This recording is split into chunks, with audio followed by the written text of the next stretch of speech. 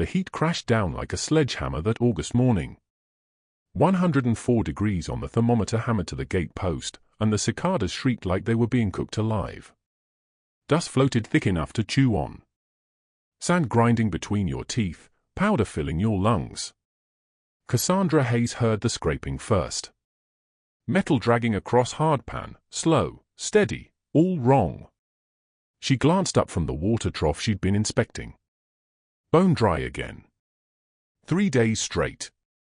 That's when she spotted him trudging down the road. A boy, maybe 9 years old, pulling himself through the dust on his hands and knees. Leg braces dangled from one small fist, the leather straps shredded, the steel frames held together with wire that looked like a desperate wish. His knees bled, painting a dark line in the pale dirt. Hayes stood there, 5 feet 10 inches of sun-weathered Greek wrapped in silence, and watched him reach her gate. He grabbed the bottom rail with both hands, hauled himself upright, stood there wobbling, bare feet planted in the dust, blue shirt ripped at the shoulder. The smell reached her then. Blood and sweat and sun-scorched earth. Hot metal from the gate latch. The boy's hair plastered to his forehead in damp streaks. He looked up at her with eyes the color of a winter storm. "My legs won't work right." His voice came out firm despite the shaking. "They don't bend how they should. Doc Brennan says I'm broken, and my mama can't afford new braces. You gonna turn me away too?" Behind Hayes, through the open ranch house window, sunlight struck the edge of a photograph on the mantel. A young girl, 7 years old, dark braids and bright eyes. Iris, her daughter, gone 12 years now. Same sickness, same twisted legs, same pleading stare. Hayes stared at the boy for 30 seconds that stretched like 30 years. Her jaw clenched. Her hands balled into fists at her sides. The boy waited. The cicadas shrieked. The heat bore down. Finally, Hayes spoke. 3 words that would tear the town apart. "How old are you, son?" 9. The boy swayed on his feet. "Turned 10 in December." Hayes' throat tightened. Iris had been 7. This boy had already outlived her daughter by 2 years she'd never gotten to see. She stepped forward, unlatched the gate. The hinges wailed. "Rust and fire. What's your name?" "Marcus." "Marcus Elijah Greer." "Marcus." She crouched down slow, making herself smaller. Didn't want to frighten him. "I'm going to carry you inside. That okay with you?" He nodded. Didn't cry, didn't make a sound when she lifted him, even though she caught the pain flash across his face. He weighed almost nothing, lighter than a grain sack. His arms wrapped around her neck, and she caught the smell of sweat and dust and something else underneath. Infection, probably from the scrapes on his knees. Tucker Daniels looked up from the horseshoe he'd been shaping when Hayes carried Marcus past the corral. Tucker was 45, built solid as his name suggested, with hands that could snap a man's wrist or calm a spooked mare. He'd been Hayes' foreman for 20 years. "Boss?" Tucker's hammer froze mid-swing. "Find Miriam. Tell her it's emergency." Tucker didn't ask questions. Never did. Just dropped the hammer, wiped his hands on his leather apron, and jogged toward the barn. The sound of his boots on hard ground disappeared fast. Hayes carried Marcus up the porch steps, worn planks, splinters lurking everywhere, and through the front door into the cool shadows of the house. The medical room sat off to the left, what used to be the sitting room before Iris got sick. She'd converted it 12 years ago. Kept it that way after. Couldn't force herself to undo it. She laid Marcus on the examination table. Clean white sheet washed yesterday by her housekeeper. The room still held Iris' belongings. A porcelain doll on the shelf near the window, one arm gone. A picture book about wild mustangs. A small pair of boots she should have discarded 10 years ago. Marcus' eyes landed on the doll immediately. "She's real pretty. My daughter's." The word scraped out rough. "A long time back." "What happened to her?" "Same thing that got you. Polio. She passed. Marcus went still. His small hands folded over his stomach. I'm sorry. Not your fault. Hayes moved to the wash basin, pumped water, scrubbed her hands. The pump handle squeaked. Needed grease. You thirsty? Yes. She brought him a tin cup. Cold well water. The only thing on the ranch that stayed cool. He drank like he'd been wandering the desert. In a way, he probably had. Marcus, why'd you come here? Your mama know where you are? No, She was working, cleaning at the boarding house. Marcus handed back the empty cup. Doc Brennan wouldn't see me yesterday. Said some families carry poison luck and he couldn't risk it spreading. 23 people in his waiting room heard him say it. Mama tried to pay him, but he refused it. Hayes' jaw clenched. So you walked here? Crawled mostly. Braces snapped 2 days back. Couldn't afford repairs. He looked at her with those storm cloud eyes. I heard you're cold. Heard you don't care about anyone. But I figured maybe cold is better than afraid. Maybe cold won't send me packing. Before Hayes could answer, Hoofbit shook the windows. Miriam, her sister, came through the door like a tempest, 61 years old, silver hair pulled back tight, still wearing her riding gloves. She'd been an army nurse in the Great War, witnessed things that would shatter most people. Not much rattled Miriam Hayes. She took one look at Marcus on the table and froze. Cassandra. Her voice dropped low. Dangerous. Where'd you find him? He found me at the gate. Says Doc Brennan refused treatment. Miriam moved to the table, her boots sharp on the wood floor. She smelled like horses and leather and the spearmint she always carried in her pocket. Her hands went to Marcus' legs, gentle, practiced. Marcus flinched but didn't pull away. Miriam's fingers traced the muscle patterns, checked range of motion, examined how the joint sat crooked. Her face stayed blank, but Hayes knew her sister. Saw the rage building behind her eyes like a gathering storm. She straightened up, looked at Hayes. Cassandra, we need to talk. Now. She walked to the far corner of the room. Hayes followed. Miriam kept her voice quiet, but Hayes caught every word like a blade sliding between ribs. This boy's paralysis isn't natural deterioration. Look at those contractures. Look at the atrophy pattern.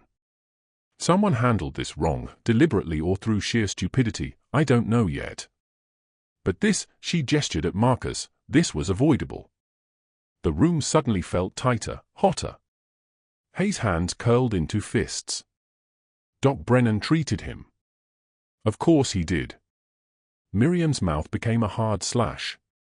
Same man who treated Iris. Same man who told you to ship her to Kansas City for better doctors when I told you to keep her home. The words hung in the air between them like gunsmoke.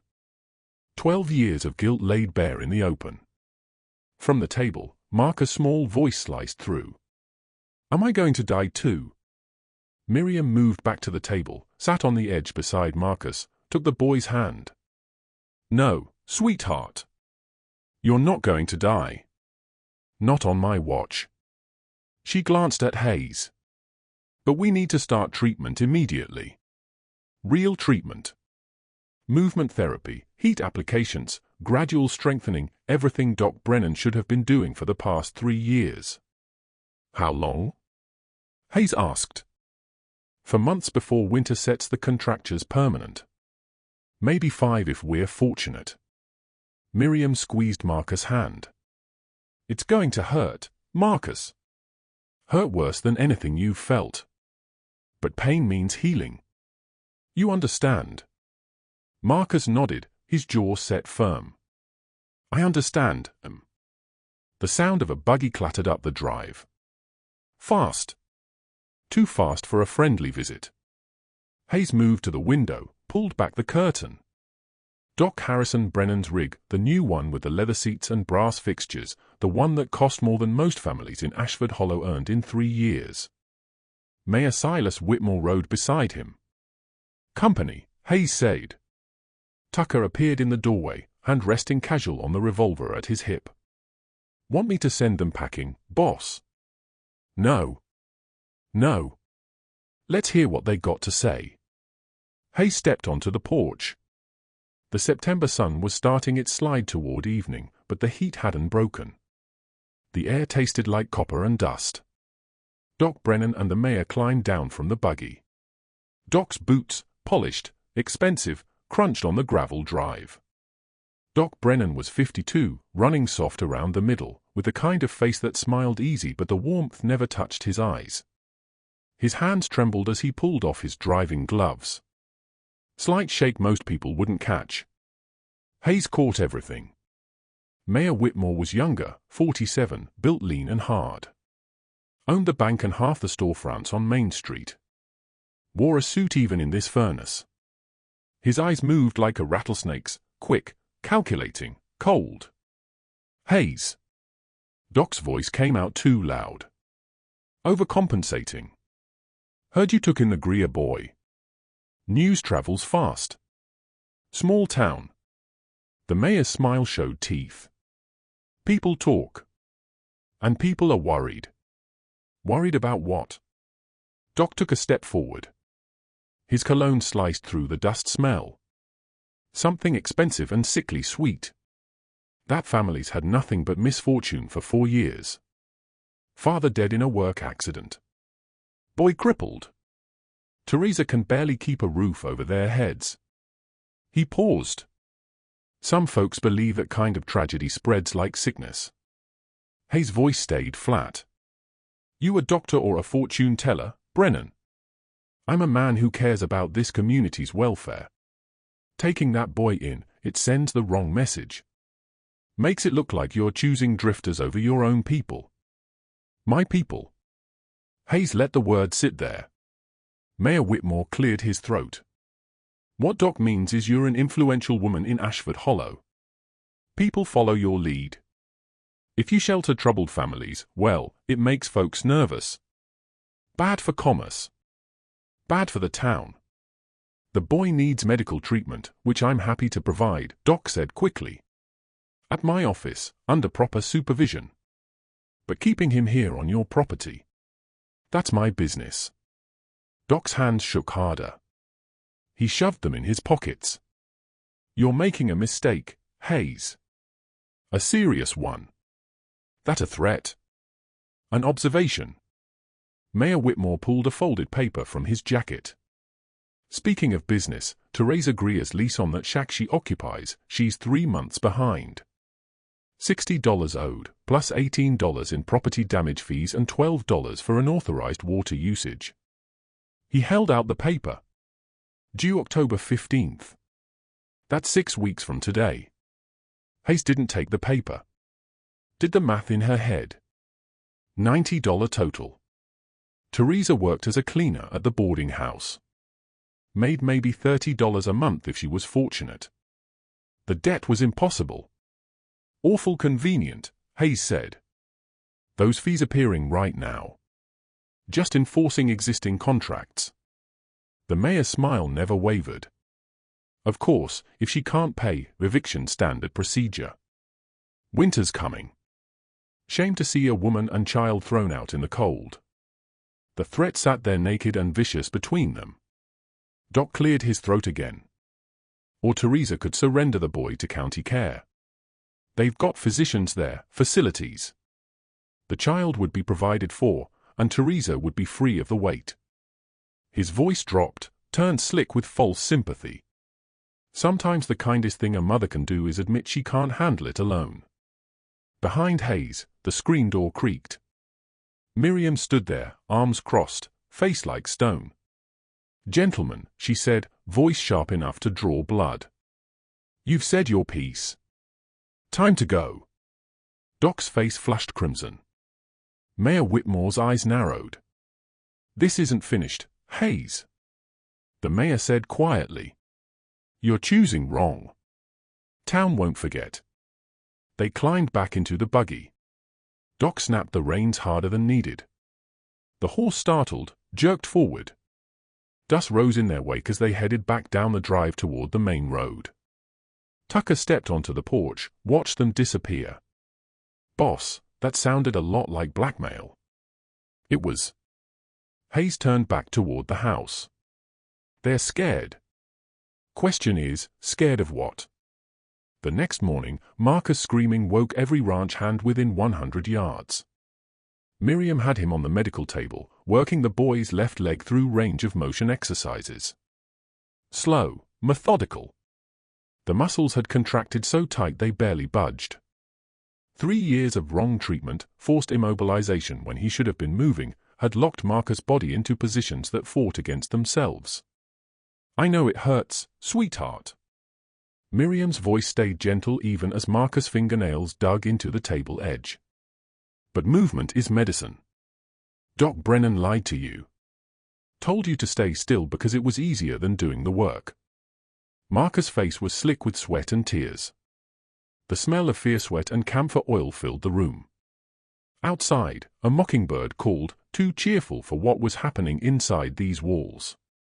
"Will I walk?" Marcus gasped between breaths. "If you fight for it daily, no matter how much it hurts."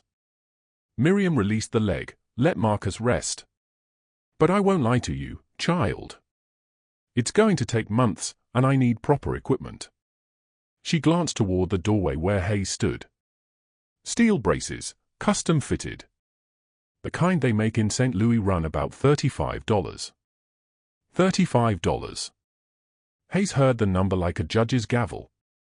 For most families in Ashford Hollow, that was 2 months' wages. For Teresa Greer, it might as well be $200.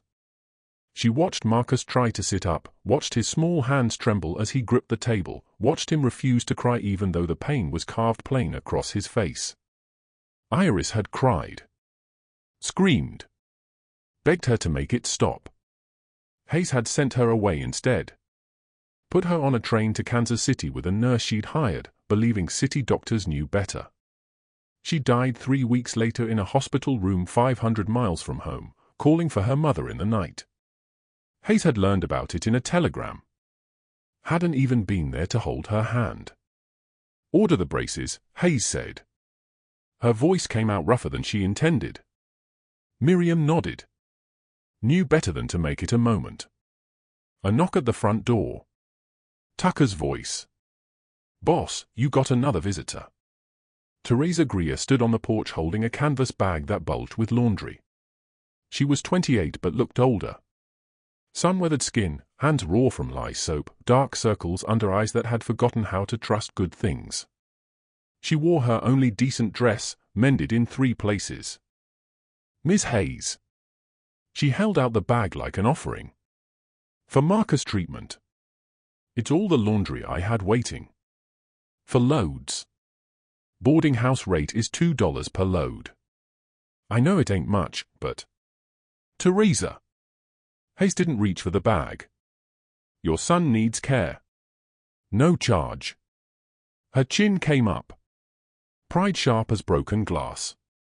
"I ain't a charity case. I pay my debts. Didn't say you were. But taking $8 for laundry work you haven't done yet doesn't sit right. Then I'll do it." She thrust the bag forward. "Today. I can use your washboard and line. Have it done by sunset." Hayes studied her face, saw her own stubbornness staring back at her. Some fights weren't worth winning.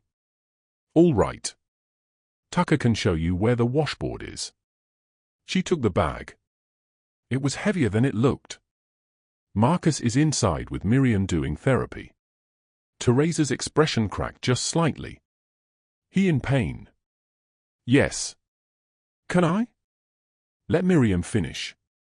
Another hour, then you can see him." Teresa nodded, gripped her hands together to stop them shaking. "Thank you," she whispered. "For not turning him away." She followed Tucker toward the barn. Hayes watched her go, then turned to find Miriam in the doorway. "That woman's got more spine than sense," Miriam said. "Runs in the family, apparently." "Yeah."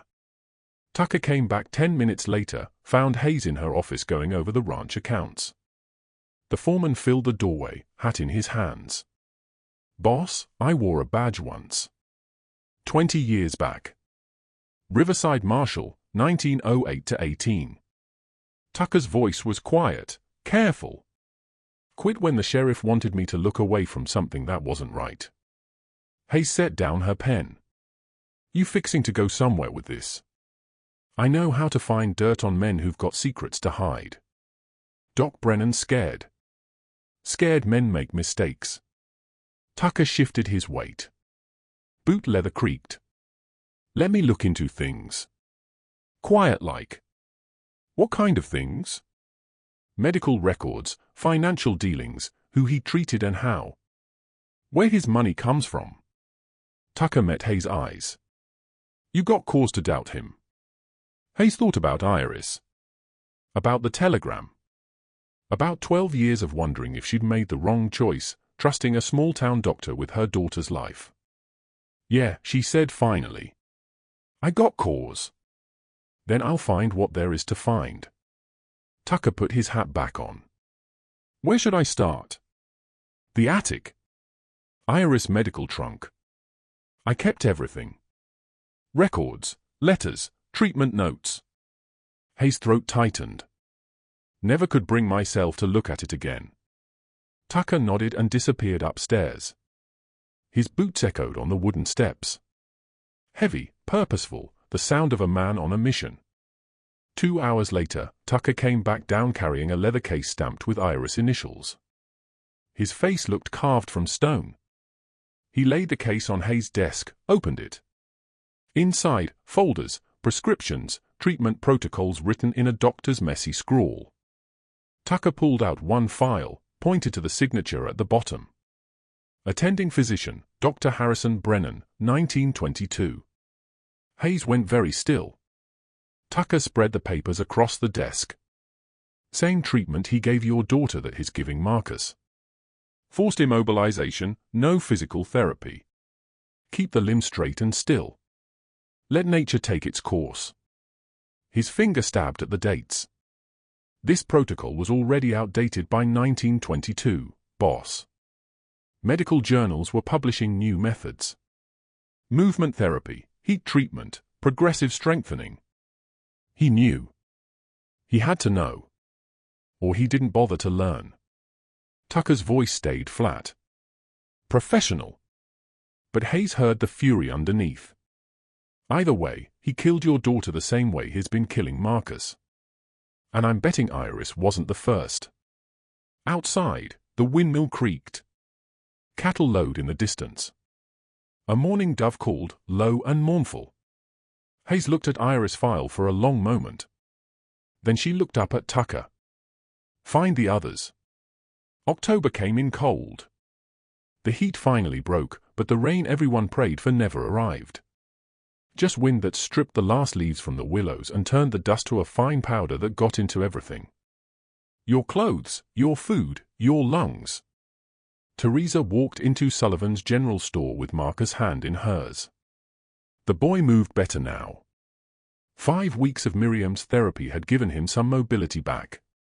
He still needed the old braces, wire-patched and unreliable, but he could walk short distances. The store smelled like coffee and flour, and the kerosene lamp Sullivan kept burning even in daylight. A dozen people browsed the narrow aisles. Conversation stopped when Teresa entered. She felt their eyes. Heard the whispers start up again behind her back. Sullivan stood behind the counter, thick arms crossed over his apron. He'd sold Teresa's family supplies for 4 years. Extended credit when times got tight. Now his face looked like carved wood. "Teresa." He didn't smile. "What can I do for you?" "Need to settle my account and order this month's provisions." She pulled out a folded paper, her grocery list. Basic staples. Flour, beans, salt, lard. Things she needed to get through winter. Sullivan made a show of checking his ledger, ran his finger down the columns. "Says here your account's been suspended." The word hung there like a noose. Suspended. Teresa's voice stayed steady. I'm only 2 weeks behind. Always catch up. It's not that. Sullivan wouldn't meet her eyes. Doc Brennan came by. Advised me that certain accounts were risky. Extending credit to families with ongoing troubles might spread those troubles around. He closed the ledger. Can't take that risk. Cash only from now on. Behind Teresa, a woman whispered to her companion. Marcus' small hand tightened in hers. I see. Teresa's face burned. And if I pay cash today, how much you need? She glanced at her list, did quick math. About $8 worth. Got $8. She had 3. Saved from last week's washing. I can get it. End of the week. Then come back end of the week. Sullivan turned away, started rearranging goods that didn't need rearranging. Teresa stood there a moment longer. Every eye in the store on her back, judging, calculating, deciding she was worth less than the dust on their boots. She took Marcus' hand and walked out.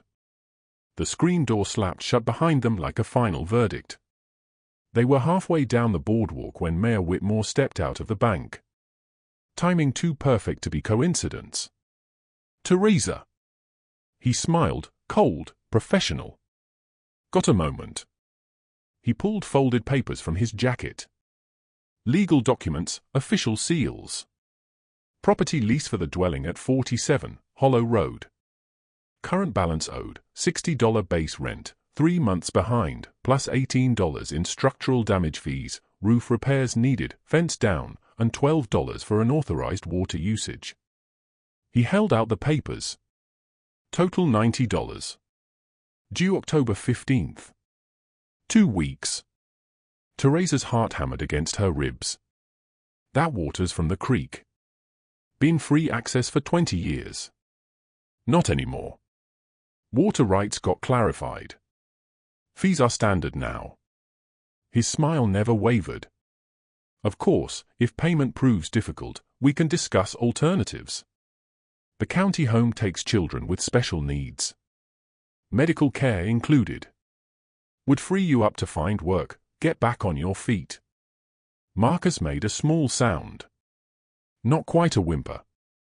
Just awareness settling in. I'll have your money October 15th, Teresa said. I hope so. For everyone's sake. He tipped his hat and walked away. Teresa stood there on the boardwalk holding her son's hand, doing math that wouldn't add up no matter how many times she tried. $90. She made maybe $30 a month if she worked every single day. Had $3 saved. 2 weeks to find $87 more. Impossible. That night, Teresa counted coins at the kitchen table of their tar paper shack. The kerosene lamp sputtered, low on fuel. Wind rattled the tin roof. Marcus lay on his pallet in the corner, supposedly asleep. But Marcus' eyes were open, watching his mother's shoulders shake.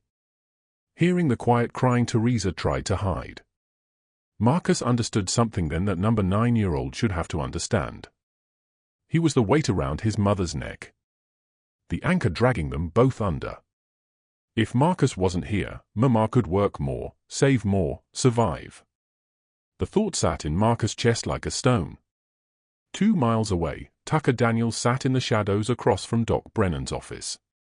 He'd been watching for 3 nights now, sleeping in 2-hour shifts, waiting for something that might never come. Tonight, his patience paid off. 2 o'clock in the morning. The street empty except for a stray dog nosing through garbage. Doc's buggy came down Main Street at a trot, too fast for that hour. Doc climbed down, looked both ways, then let himself in the side door of his office building. Tucker waited. Counted heartbeats. Watched the second-floor windows. Light flickered, lantern, not electric, moving from room to room. 20 minutes passed. Then smoke. Thin grey wisps curling from the second-floor window. Tucker was moving before his brain finished processing. Across the street at a run, up the outside stairs. The door locked, but Tucker had skills. Martial training died hard. Lock picked in 15 seconds. Inside, smoke already thick. The smell hit him, kerosene, burning paper, something chemical underneath. Tucker pulled his bandana over his nose and mouth. Doc's office was an inferno. File cabinets open, papers blazing in a metal trash can. Doc nowhere in sight. Must have gone out the back. Tucker didn't have time to think. He grabbed the nearest cabinet, yanked drawers, medical records, patient files, all burning. But the safe in the corner, old, heavy, door hanging open. Doc must have been in too much hurry to close it proper. Tucker reached in, pulled out leather-bound ledgers. 3 of them. Smoke stung his eyes. Heat blistered his hands through the leather. He stumbled toward the door. The floor creaked, ominous. Fire eating through supports. Got outside just as the roof caved in. Flames shot up like a signal fire, lighting up half the town. Tucker stood in the street coughing smoke, clutching those ledgers. People started emerging from houses, shouting, calling for the fire brigade. Tucker opened the first ledger right there under the street lamp. His hand shook, not from fear, from fury. Page after page of falsified records. Ghost patients. Treatments billed but never given. Federal Drought Relief Fund, established 1931 to help struggling families, diverted into private accounts. Tucker did the math. 3 years of records. 13 families listed who didn't exist. $240 treatments at $15 each. $3,400 stolen. While families starved. While children went without medicine. While the government sent money meant to save lives, Doc Brennan pocketed it for new buggies and brass fixtures. Tucker looked up at the burning building. At Doc's handiwork going up in flames. At the evidence that should have sent a man to prison, turning to ash, except Tucker held the most important pieces. The ledgers Doc didn't have time to burn. He mounted his horse and rode hard for Hayes Ranch. Dawn was still 2 hours away, but this couldn't wait. He found Hayes in the barn, checking a mare about to foal. Tucker handed her the smoke-damaged ledger without a word. Hayes opened it. Read 1 page. 2. Her face went to granite. $3,400. Tucker said quietly. Federal relief money meant for families barely surviving. He stole it. Bought himself comfort while people he was supposed to help went hungry. Hayes looked at the numbers. At the ghost names. At the careful, meticulous theft documented in Doc Brennan's own hand. Your daughter's in here too, Tucker added. Treatment records billed to federal aid. Even though you paid cash. He took money twice. The barn went very quiet. The mare shifted in her stall. Somewhere a rooster crowed. Morning coming whether anyone was ready or not. Hayes closed the ledger. Her voice came out flat. Deadly calm. How many families? Real ones he hurt. At least 3 besides yours. Kids with polio who got the wrong treatment. Got worse when they should have got better. Tucker paused. Fake ones he used to steal, 13. All registered with the federal program. All non-existent. So he's a thief and a killer. Yeah. And he just tried to destroy the evidence. Didn't count on someone watching him do it. Hayes handed back the ledger. Keep these safe. We're going to need them. For what? To bury him. Teresa's heifer needed branding before winter. The animal was young, barely a yearling, worth maybe $15 if Teresa could sell her. But you didn't sell livestock without a brand. Without a mark, you had nothing but someone else's future property. Teresa led the heifer into Hayes' cattle pen on a crisp October morning. The animal balked at the gate, smelled the iron heating in the forge maybe, or just sensed something changing. 8 ranch hands stopped their work to watch. Branding was common enough, but having the boss do it personally, that was different. Hayes stood at the forge, iron brand heating in the coals. The smell of hot metal and coal smoke hung thick in the air. She wore her work gloves, the leather scarred from years of use. "Hayes," Teresa said quietly. "You don't have to do this yourself. One of your hands can." "No." Hayes pulled the brand from the fire. The iron glowed orange-red. "This one's mine." Tucker guided the heifer into position. The animal's eyes rolled white, but Tucker's hand stayed gentle, steady, the kind of calm that makes frightened things trust you. Hayes pressed the brand to the heifer's flank. The sizzle and smoke rose sharp. The animal bellowed once, then settled. 3 seconds. Clean and quick. When Hayes stepped back, the iron CH stood out clear on the rust-colored hide. Her mark. Her protection.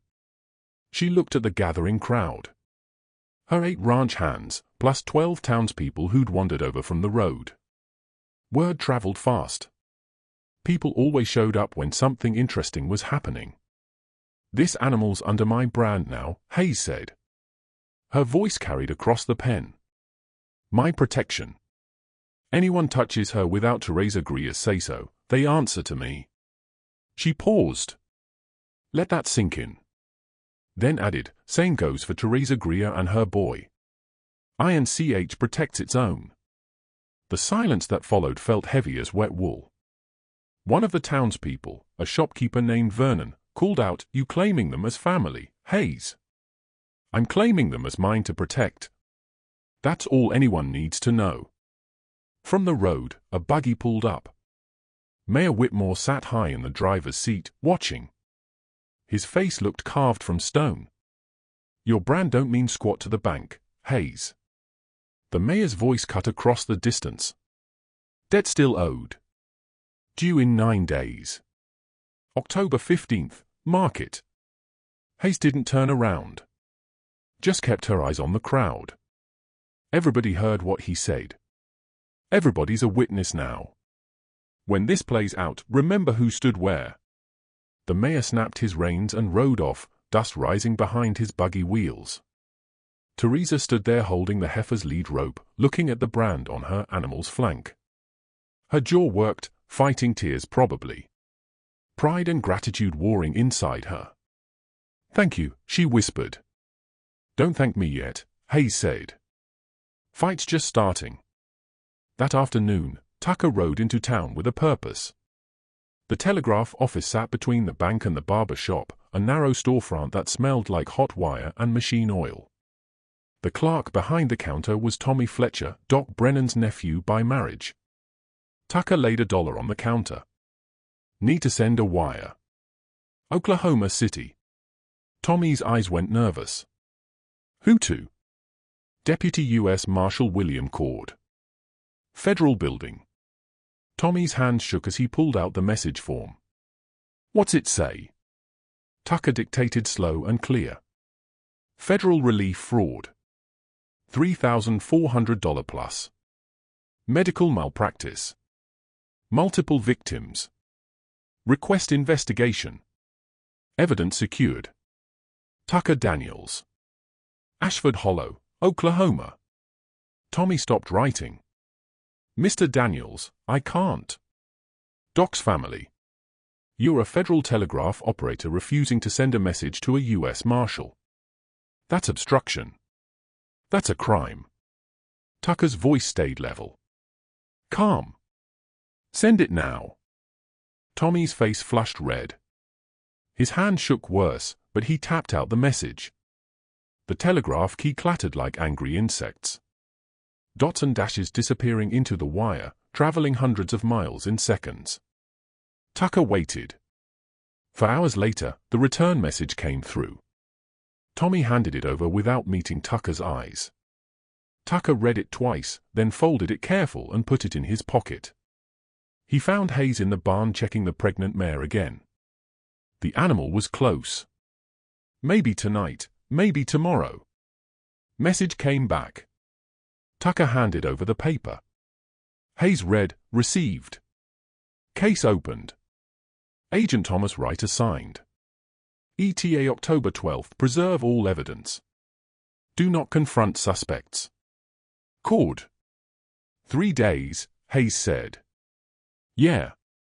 Doc's going to know soon as Tommy tells him about the wire. He'll run. Let him. Hayes folded the telegram. Running's the same as confession. Town will see that. And if he doesn't run? If he decides to fight? Hayes looked at the mare. She was restless, pacing her stall. Sensing her time coming.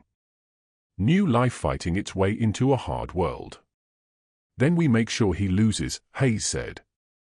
Outside, the wind picked up. Clouds building in the west. Dark and promising. The smell of rain coming. Maybe first rain in 4 months. The mare nickered soft. Her time was close. Everything was close now. Coming to a head like a storm that had been building since August. Since a 9-year-old boy dragged himself through the dust, looking for help nobody else would give. Tucker stood in the barn doorway watching those clouds roll in. Boss, this is going to get ugly. Already is ugly, Hayes said. We're just making folks look at it. Sunday morning, the First Baptist Church of Ashford Hollow smelled like old wood and dusty hymnals. The pews were packed. 97 people by Tucker's count. He stood in the back, hat in hand, watching. The organ wheezed through Rock of Ages. Mrs. Sullivan pumped the pedals with determination that exceeded her musical talent. The sound bounced off the whitewashed walls, thin and reedy. Pastor Williams stood at the pulpit, 68 years old and growing deaf. He cleared his throat, the sound wet and rattling. This morning, he announced, we have a special witness testimony. Dr. Harrison Brennan has asked to speak to the congregation about matters affecting our community's spiritual health. Doc stood from the front pew. He dressed careful, dark suit, white shirt, silver watch chain. Looked respectable, trustworthy. His hands only shook a little as he climbed the 3 steps to the pulpit. Friends. His voice carried strong, practiced. I stand before you troubled in spirit. We live in hard times. The drought tests us. The depression tests us. And in these times, we must cling to what we know. To our own kind. To the people who've walked beside us through every trial. Heads nodded. Someone said, Amen. Doc gripped the pulpit edges. But when a rich woman, a powerful woman, turns against her own kind, when she chooses outsiders over neighbors, when she harbors those marked by misfortune, he paused, let the word settle. We must ask ourselves, is she still one of us? Tucker saw it working. Saw faces hardening. Saw the congregation pulling together against a common threat. Cassandra Hayes has taken in the Greer family. A family plagued by tragedy. Death, disease, poverty. Doc's voice rose. I'm a doctor. I've seen how misfortune spreads like sickness. How one bad element can poison a whole community. We have children to protect, families to safeguard. Can we risk? The creak of a pew bench cut him off. Miriam Hayes stood. She wore her Sunday dress, plain, grey, severe. Her face looked carved from bedrock. Dr. Brennan, she said, her voice carrying clear through the church. Are you preaching or confessing? 'Cause guilt sounds different than gospel. The congregation went silent. You could hear people breathing. Someone's stomach gurgled. Doc's face flushed purple. Miss Hayes, this is highly inappropriate. So stealing federal relief money. So's lying to families about their children's medical care. So is blaming victims for your own failures. Miriam stepped into the aisle. I was an army nurse. Saw men die who could have been saved if someone had told the truth instead of hiding behind prayers and patriotism. She walked toward the door. Her boots echoed on the wooden floor, sharp, deliberate. Anyone who's tired of being lied to, she said without turning around, welcome to follow me. She pushed through the door. Sunlight sliced in, bright and accusing, for 3 heartbeats. Nobody moved. Then Nora Preston stood. Mother of 7-year-old Emily, paralyzed 2 years ago. Same symptoms as Marcus. She'd been at the town meeting when Miriam named her daughter as one of Doc's patients. Nora walked out. Thomas and Sarah Chen stood together. Their son James, age 9. Polio, still in leg braces. They walked out.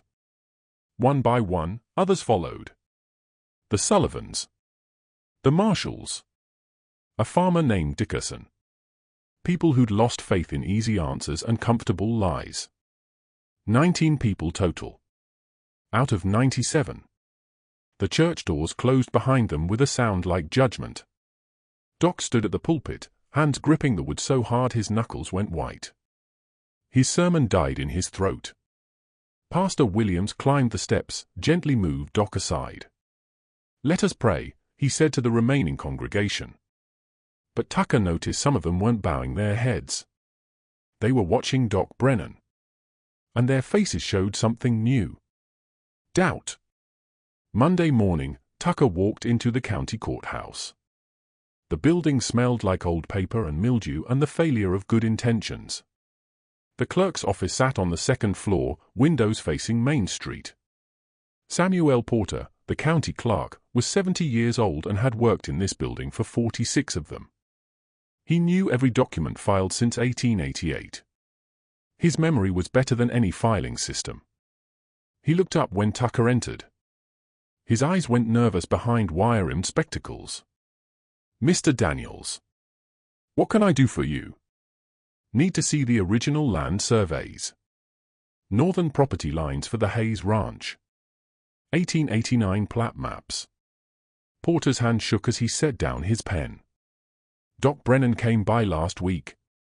Said I wasn't to help you with anything. Said it was a federal investigation. Trump's local suggestions." Tucker kept his voice pleasant. "Professional. You refusing a request related to a U.S. Marshal's inquiry." Porter swallowed, stood, disappeared into the records room. He came back 10 minutes later carrying a rolled map that smelled like dust and time. Spread it across the counter. The paper crackled, dry and brittle. Tucker leaned over the map, found Hayes' property boundaries, traced them north with his finger. There. The northern boundary line ran right through Ashford Hollow's headwaters. The source spring. The place where the water actually started before it became the creek that fed the town. Tucker's heart hammered. He pulled out his pocket notebook, copied the survey details, legal descriptions, section numbers, township markers. "Porter," he said slowly. "Who owns the water rights to Ashford Creek?" The clerk adjusted his spectacles. "Well, the town's always claimed common access. But legally," he pointed at the map. "Legally, the spring source sits on Hayes' property. Has since the original grant in 1889. So Hayes owns it. Technically, yes. Though nobody's enforced that in 50 years. Water's always been treated as public resource." Tucker felt something shift in his chest. Understanding clicking into place like a lock tumbling open. Mayor Whitmore had been collecting water fees for 8 years. $12 per family per year. Telling people it was legal, required, official. But the water was Hayes. Always had been. The mayor had been running a protection racket. Pay the fee or lose access to water you legally had rights to anyway. Pure extortion wrapped in official-sounding paperwork. "Porter, I need a certified copy of this survey. Official seal. That'll cost $2. Tucker slapped the money on the counter. "Make it 3 copies. He paused. "And Porter, if anyone asks what I was looking at, you tell them the truth. No point hiding it now." Porter's hand shook as he prepared the documents. The seal press came down with a thump, heavy, final, legal. Tucker rolled up the certified copies, walked out into the October sunshine. The air smelled like coming rain. Clouds building again in the west. Maybe this time they'd actually deliver. He found Hayes at the ranch working on the windmill that had been squeaking for 2 weeks.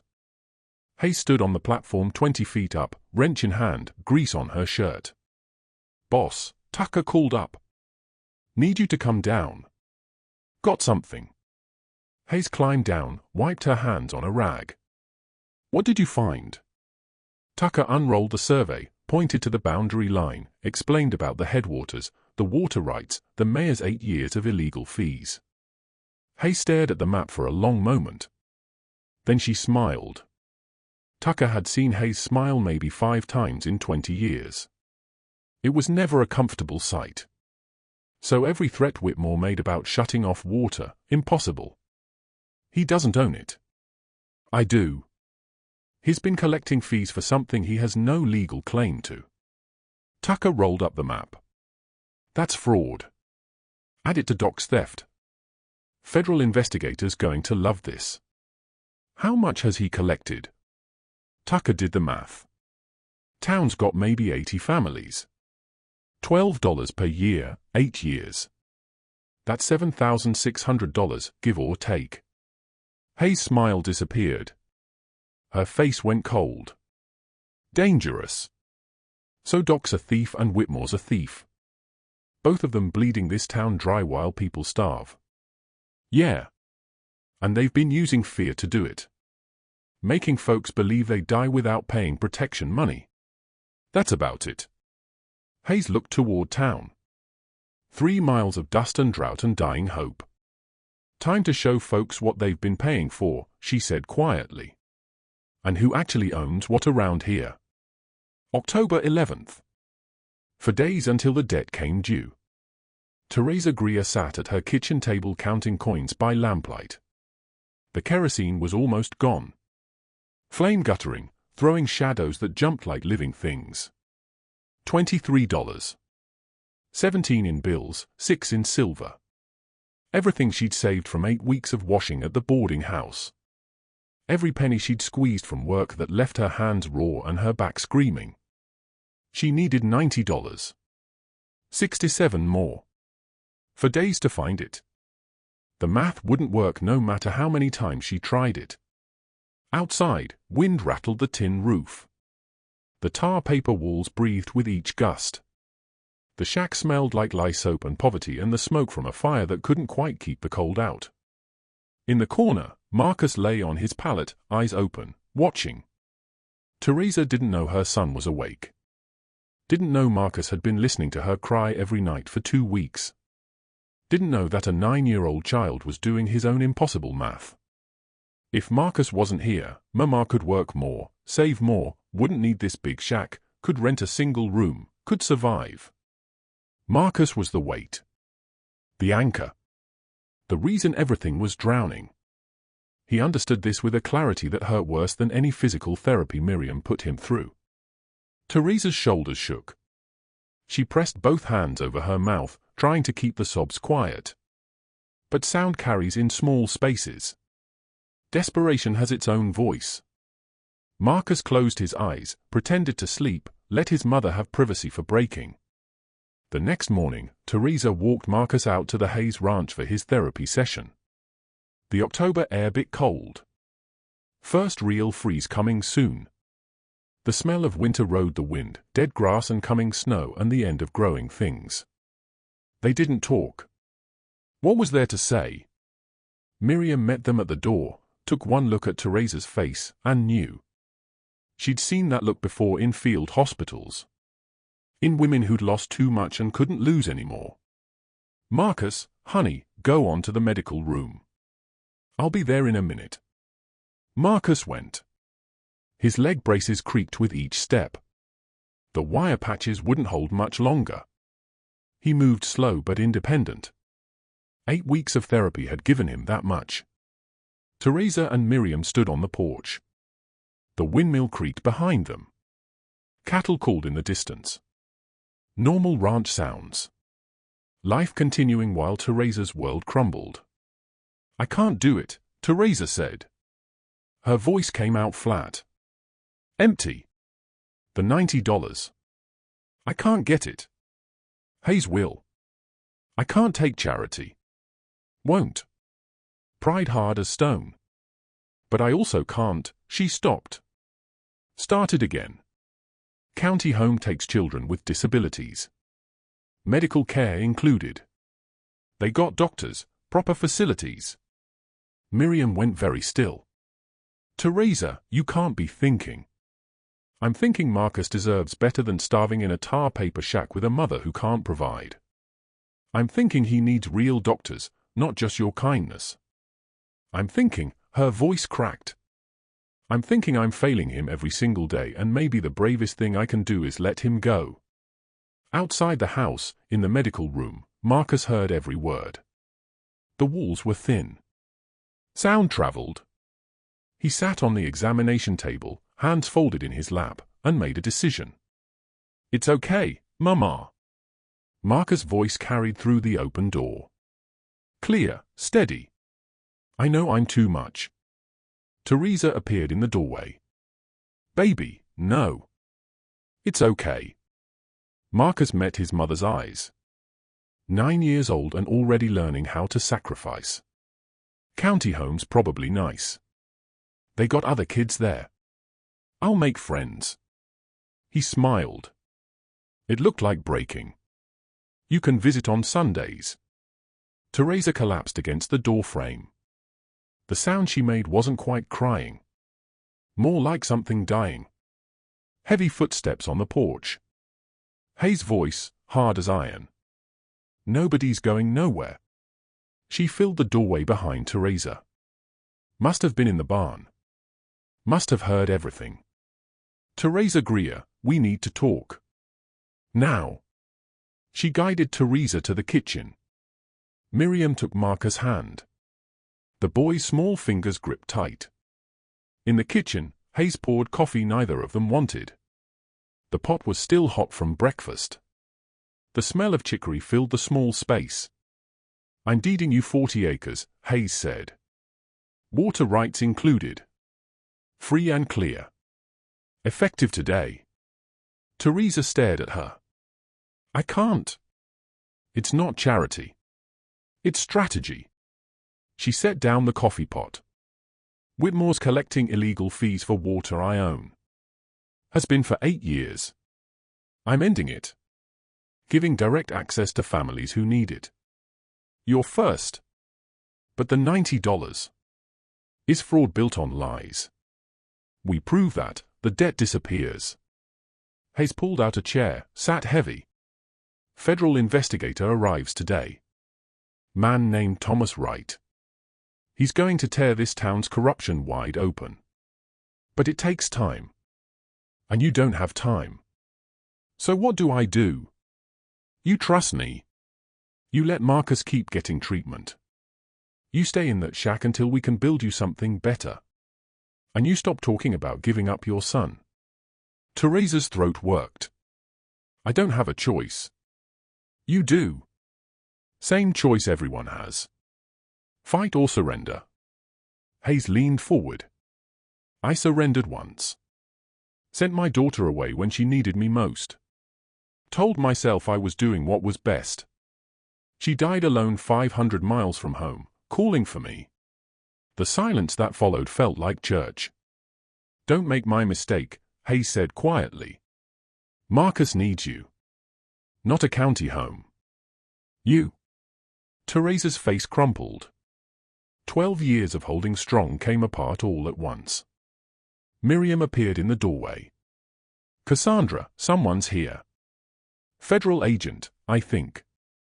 Thomas Wright stepped out of a dusty Ford, looked around the ranch with eyes that missed nothing. He was 42, built lean, with the kind of face that gave nothing away. Former Army investigator, now worked for the U.S. Marshal's office. Tucker met him at the car. They shook hands, the greeting of men who understood each other without needing explanations. Got your wire, Wright said. Came early. Case like this, sometimes early is the difference between evidence and ashes. Doc already tried burning his office. We got the important pieces. Tucker gestured toward the house. Boss is inside. Got everything ready for you. They gathered in Hayes' office. Wright spread the salvaged ledgers across the desk, added his own notebook, federal investigators' meticulous documentation. $3,400 from the Drought Relief Fund, Wright said, running his finger down the columns. Ghost patients, fake treatments. Money that should have saved lives, bought food, kept families afloat. He looked up. This is federal fraud. Clear as daylight. And the malpractice? Miriam asked. Wright pulled out medical records. Iris file. 3 others Tucker had found. For children minimum who received outdated treatment protocol that medical journals abandoned in 1925. Forced immobilization instead of movement therapy. Made the paralysis worse, possibly permanent. Can you prove intent? Hayes' voice stayed level. Don't have to prove he meant harm. Just have to prove negligence, that he knew better or should have known better. The medical journals exist. The updated protocols were published. He ignored them. Wright closed the file. That's malpractice. Criminal negligence at minimum. What about the mayor? Tucker asked. Water rights fraud. Wright pulled out the land survey Tucker had provided. $7,600 collected over 8 years for water he didn't own. Extortion. Add it to Brennan's theft, we're looking at $11,000 minimum. During the Depression. He shook his head. Judge is going to throw the book at both of them. When? Hayes asked. Normal procedure, we'd arrest them tomorrow. Federal hearing in Oklahoma City. 6 months to trial. I want it public. Here in Ashford Hollow. Wright raised an eyebrow. That's unorthodox. This town chose looking away over looking close. They need to see. Need to choose again. Hayes stood, walked to the window. Spring cattle auction, March 15th, biggest gathering of the year. 100+ people. You make it a public hearing. Present evidence. Let them witness what they've been paying for. That's 5 months away. Suspects could run. Let them try. Running's confession. Town sees that, they see guilt. Wright considered this. Tapped his pen against his notebook. It's irregular. But given the community complicity angle, he nodded slowly. All right. March 15th, public hearing format. But after the testimony, they're arrested. No negotiation. Agreed. One more thing. Wright looked at Miriam. I'll need the boy to testify. Marcus Greer. Can he handle that? Talking in front of the whole town about what happened to him. From the doorway, a small voice answered. Yes, sir. I can. Marcus stood there in his wire-patched braces, chin up, storm cloud eyes clear. I ain't scared no more. March 15th, 1935. The spring cattle auction. Winter had finally broken. The morning came in warm, 62 degrees by 9 o'clock, with mud drying in the sun and the first green shoots pushing through dead grass. The air smelled like thorn possibility and rain that had finally arrived in February. 3 months late, but better than never. Hayes Ranch yard filled with wagons and trucks and horses. 120 people by Tucker's count. The biggest gathering since Christmas. Families came from 30 miles around. Cattle auctions were social events, chance to see neighbors, trade news, do business. Remind yourself you weren't alone out here in all this dust and distance. A platform stood at the north end of the yard. Rough lumber built for the auctioneer to stand on. Today it would serve a different purpose. Marcus arrived with Teresa in Hayes' truck. The boy wore new clothes, clean shirt and trousers made by Miriam's careful hands. And on his legs, gleaming in the sunlight, steel braces. Custom-made, St. Louis crafted. $35 worth of steel and leather and hope. He climbed down from the truck slowly, carefully. Then he walked. No crutches, no support. Just Marcus Elijah Greer, 10 years old now, moving across the muddy ground on his own power. The crowd noticed. Conversation stopped. People turned, stared. That Greer boy. The cursed one. The one Doc said would never walk. Walking. Hayes watched faces change. Saw doubt creep in. Saw people starting to question what they'd been told. The auction started normal enough. Auctioneer called out lot numbers. Men bid on cattle with hand signals and nods. Money changed hands. Business as usual. Then Thomas Wright stepped onto the platform. He wore a suit and a federal badge that caught the sunlight. His voice carried clear across the yard. Before we continue, we have official business. Federal investigation findings to be presented. This constitutes a public hearing under U.S. martial authority. He paused. Dr. Harrison Brennan. Mayor Silas Whitmore. Step forward. The yard went silent. Not the comfortable quiet of people listening. The held breath silence of people sensing disaster coming. Doc stood from where he'd been sitting on a hay bale. His face had gone pale. His hand shook worse than ever. Even from 40 feet away, Hayes could see the tremor. Mayor Whitmore's hand moved toward his coat pocket. Tucker stepped up beside him, casual-like, rested his own hand on the revolver at his hip. "Wouldn't," Tucker said quietly. The mayor's hand stopped moving. Wright opened a folder. October 1931, the federal government established the Drought Relief Fund. Medical assistance for families affected by economic hardship. $3,400 allocated to Ashford Hollow, Oklahoma. Administered by Dr. Harrison Brennan. He pulled out the salvaged ledgers. These are Dr. Brennan's own records. 13 patients listed. 240 treatments billed. Only 28 actual treatments provided. The rest, he looked up. Fabricated. Ghost patients. Stolen money. The crowd stirred. Whispers starting. Wright continued. Additionally, medical malpractice. Outdated treatment protocols applied to children with poliomyelitis. Treatment that medical journals condemned as harmful as early as 1925. Treatment that caused permanent damage when proper care could have prevented it. He gestured toward Marcus. Marcus Greer. 9 years old when Dr. Brennan began treatment. Told to keep his legs immobilized. No movement, no therapy.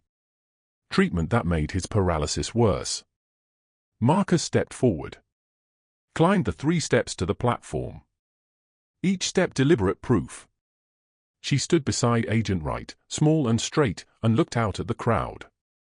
Doc Brennan told me to keep still, Marcus said. His voice came out clear, strong. Said moving would make it worse. But he lied. Moving made it better. Miss Miriam showed me. Miss Hayes paid for proper braces. They helped me walk again. Agent Wright put his hand on Marcus' shoulder. 3 other families.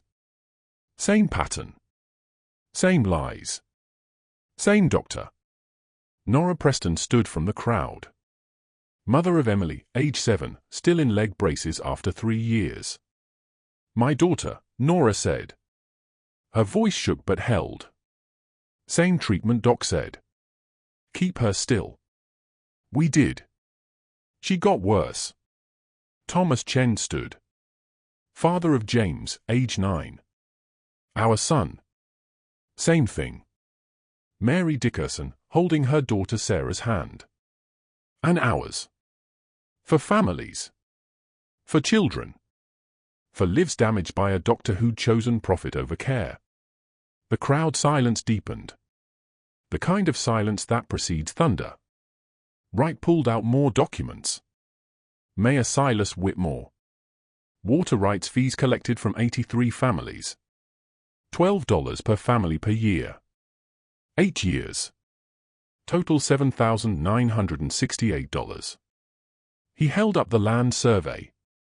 Ashford Creek headwaters sit on Hayes property. Original grant 1889. Mayor Whitmore has no legal claim to water rights. Every fee collected was fraud. Extortion. The numbers hung in the air like accusations. $11,368. Stolen while families starved. While children suffered. While people paid for protection they already owned by right. Doc Brennan made a sound. Not quite a word. Something breaking. He stumbled forward. His knees hit the platform. The wood shook. I didn't, his voice cracked.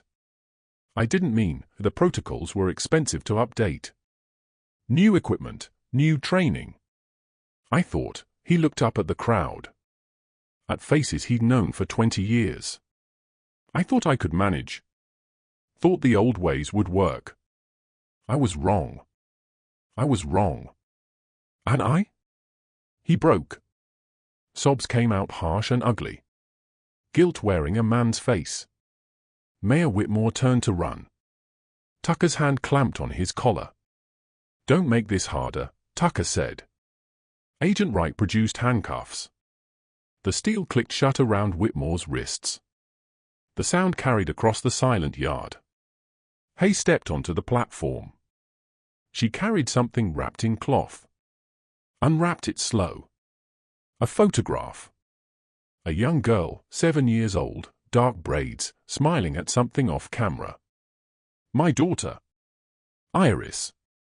1922, treated by Dr. Harrison Brennan. Same protocols. Same lies. She died because I trusted him. She set the photo down where everyone could see it. Then she pulled out a legal document, unfolded it. The paper rustled in the spring breeze. Teresa Greer, this is the deed to 40 acres.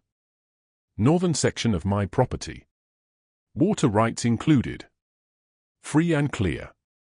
No debt, no fees. It's yours. She held it out. Teresa climbed onto the platform, legs shaking. Took the paper with both hands. INCH protects, Hay said loud enough for everyone to hear. That's not just words. That's my word. And my word means something in this county. She looked out at the crowd.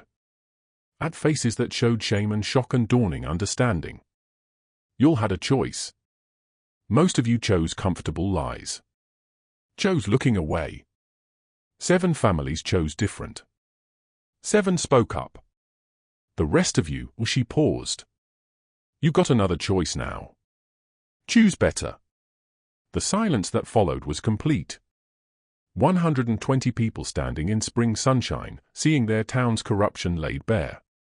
Seeing what they'd allowed to happen by choosing not to see.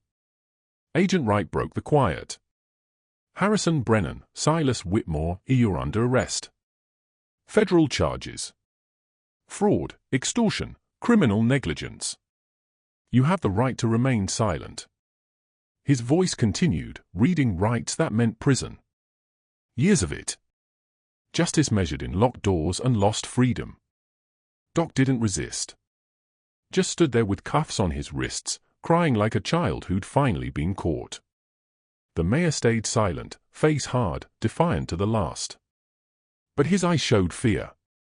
The circuit judge arrived 2 weeks later. Federal jurisdiction meant the trial happened fast.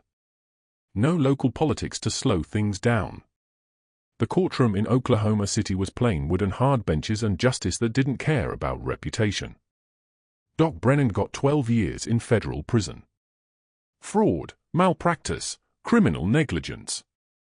The judge's voice stayed flat as he read the sentence. Numbers and crimes and consequences delivered without emotion. You were given a position of trust, the judge said. You betrayed that trust for profit while children suffered. The court shows no leniency for such acts. Doc stood there, shoulders bent, looking 20 years older than he had at the auction. The bailiff led him away. His footsteps echoed on the wooden floor. Small sounds getting smaller. Mayor Whitmore got 8 years. Fraud, extortion, conspiracy. He walked out without looking back, head high, refusing to show weakness even at the end. But the money was gone. Spent. Only $300 recovered from their accounts. The rest vanished into buggies and brass fixtures and comfortable lies. The families who'd paid, who'd starved while their money bought someone else's comfort, would never see restitution. Federal government promised to investigate the Relief Fund administration. Maybe restore some of it. Maybe. Justice didn't always mean whole. Back in Ashford Hollow, the town held a meeting. Not official, not organized. Just people gathering on the church steps because they needed to talk about what they'd become. Pastor William stood on the top step. His voice shook. "We all knew," he said. "Maybe not the numbers, maybe not the details. But we knew something was wrong. We saw Teresa Greer struggle. Saw Marcus suffer. Saw families get turned away. And he stopped. Started again. We chose comfort over conscience. Chose not to see because seeing meant acting. Meant risking. Meant standing against our own." 90 people stood in the April sunshine. Some cried. Some just looked at their boots. Shame has its own posture, hunched shoulders, downcast eyes, hands that don't know where to rest.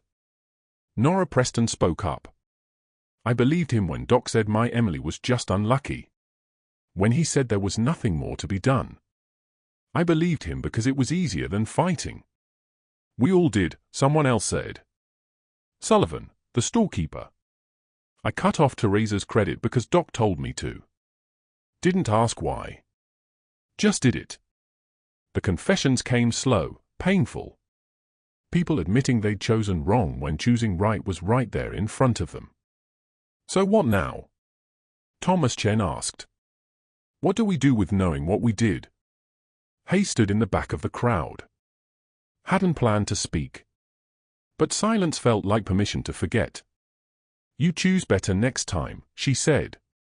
"You remember what it costs to look away. And when the next person needs help, when the next family struggles, you don't wait for someone else to step up. You do it yourself." The words hung there. Simple. Hard. Pastor Williams nodded. "The relief fund money is gone.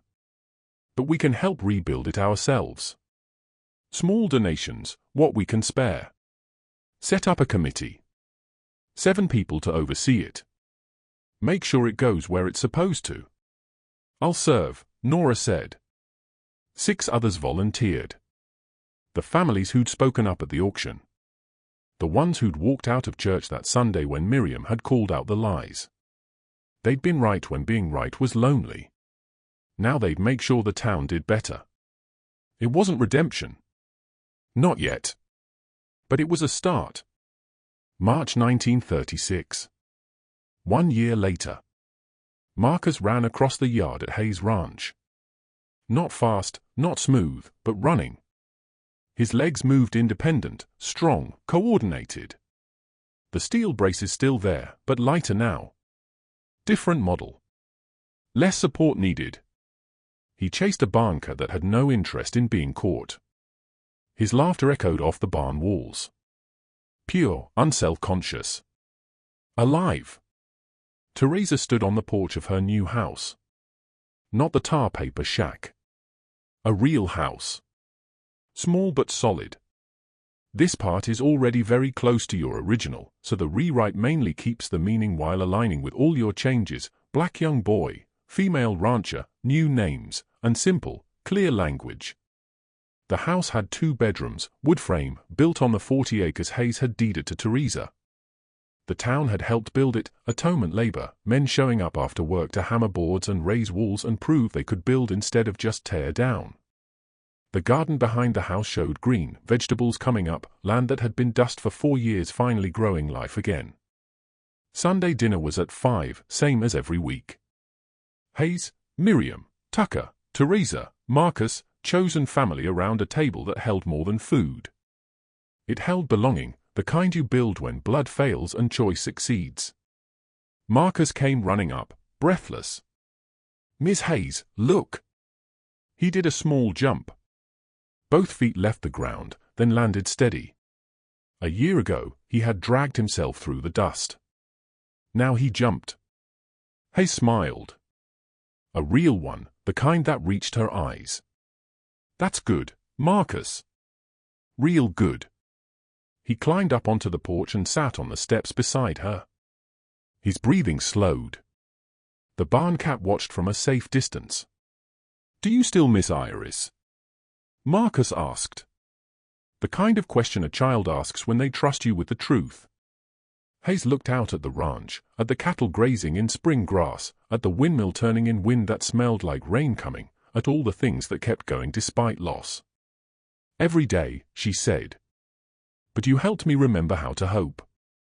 Marcus leaned against her shoulder. Small gesture, big meaning. "I'm glad I came here," he said quietly. "Even though I was scared." "Me too." Inside, Miriam called that dinner was ready. The smell of roast chicken and fresh bread drifted through the open door. Marcus stood and offered his hand to Hayes. "Come on. Before Tucker eats all the biscuits." She took his hand, let him lead her inside, into warmth and voices and the ordinary miracle of a table surrounded by people who chose each other. The door closed behind them.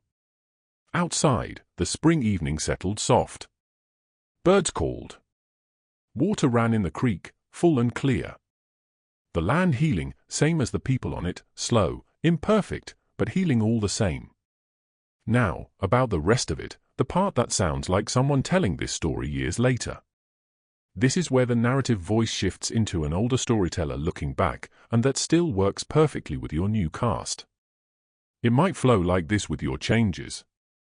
Now, there was someone standing there that day at the auction. Saw that black boy walk across the platform in those shiny steel braces, head held high like he'd climbed a mountain. Maybe he had. Cassandra Hayes wasn't a soft woman. Wasn't hunting for redemption or praise. She was just someone who'd failed once and couldn't stomach failing twice. Sometimes courage isn't about being fearless. It's about being so tired of your own cowardice that you'd rather face the devil than look at yourself in the mirror one more morning. The town learned hard that year. Learned that cruelty doesn't need monsters to thrive, just regular folks choosing convenience over conscience. Learned that the scariest person in 3 counties might be the one willing to stand alone because standing together meant standing wrong. Marcus Elijah Greer, he took Hayes' name legal in 1938. Became Marcus Elijah Hayes. Went on to become a nurse. Worked with polio patients for 40 years. Helped hundreds of kids walk who doctors said never would. Used to tell them his limp was his credential.